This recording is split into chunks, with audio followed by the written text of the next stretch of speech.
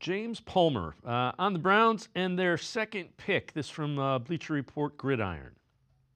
Everybody wants to know what the Browns are going to do. Andrew Berry, I talked to a number of people in the organization. Andrew Berry has been very tight to the vest. Not a whole lot of people in the building know what he's thinking, know what he's, which way he's leaning. This is kind of similar to when Denver, I mentioned Bo Nix earlier in this stream. Like George Payton and Sean Payton knew it. That was it. And sometimes when you're looking to make a splash, that's what ends up happening. And so not a whole lot of people in the building know. They've looked at the idea and they've tossed this around, to my understanding, of taking either Abdul Carter or Travis Hunter and then looking at what their quarterback options would be at the top of the second, where they have the second pick, or trading back into the back end of the first for the quarterback that they like, because there is a larger gap between Cam Ward and Shedeur Sanders. So, Fred, again, Andrew Berry plays pretty much everything tight to the vest. That isn't new.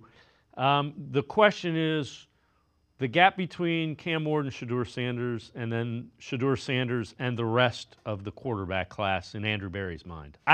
That's kind of what it comes down to. Yeah, that's the bottom line, and nobody really knows, if the needle's been changed. I think there's a good possibility that they're not for sure. I'm pretty confident it's going to be one of the four, one of the two quarterbacks, Ward or Sanders, or Hunter or Carter. But, the puzzling thing a little bit is why the Titans, if they haven't made any moves at quarterback either, why don't they just come out and say, we're taking Cam Ward? All their moves have kind of pointed to that, but just like the Browns haven't said, we like both those guys, we'll take either one, whoever the Titans don't take. They haven't done that. And whether it's for drama, whether they're still holding out hope of trading up, but I just don't think, if you want to get one of those other non-quarterbacks, Hunter or Carter, you're not going to trade more than a spot. If you trade down even to 5, you likely wouldn't get, one of those guys. So, it's they should be close to the vest, but it really is, they could go any direction. It just, in my mind, logically, as much as Carter makes sense, you've been so offensively challenged. You're scoring 15 points a game last year, which is 32nd in the NFL. You have to get playmakers. And if you think Sanders is better than any of your options, assuming Ward's gone, you would think you would take him. Because, you could end up, unless you're just totally fine to have Pickett and then like Flacco or Wentz as your quarterbacks and no real, starting quarterback as a rookie, just a developmental guy. So that's really, I think Jimmy Haslam, I think they might have said, we might not be able to address the quarterback in this, in this draft. And Haslam might have given them cover by saying, we're not going to force it. If we don't get it this year, we'll get it next year, or it might take a year or two. And so that kind of, to me, sounds like they left the door open to not draft a quarterback at number 2. And I get it. I wouldn't take one unless you believe in him. Why would you take a guy just to take a guy? But if you pass somebody at 2, you probably are not going to be in a position.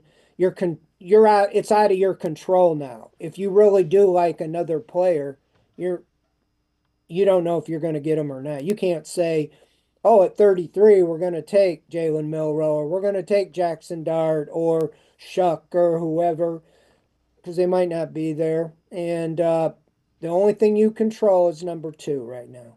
Well, and to your point, if you get a young quarterback or even a veteran that's of average NFL skills, man, you better go get some playmakers, because right now you've got Jerry Jeudy, maybe David Njoku.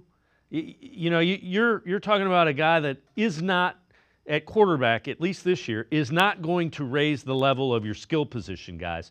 So you better get skill position guys that raise the level of your quarterback. And to me, that says 33, 2, 90, 60, whatever. You need guys that can threaten the defense, because you don't have many.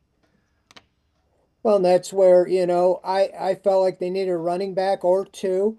It's a deep draft. There's, five running backs ranked in the top 45.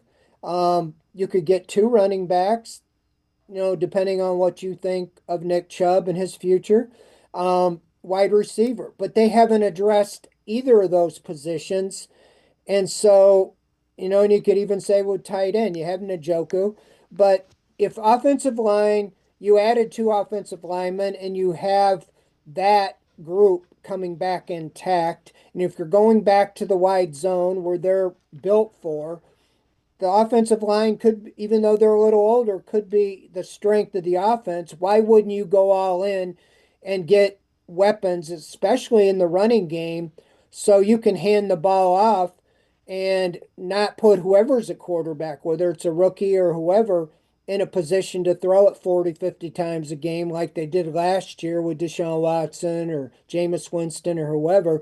They were more of a pass first. Go back to the run first, get a great running game, and that would take a top end running back.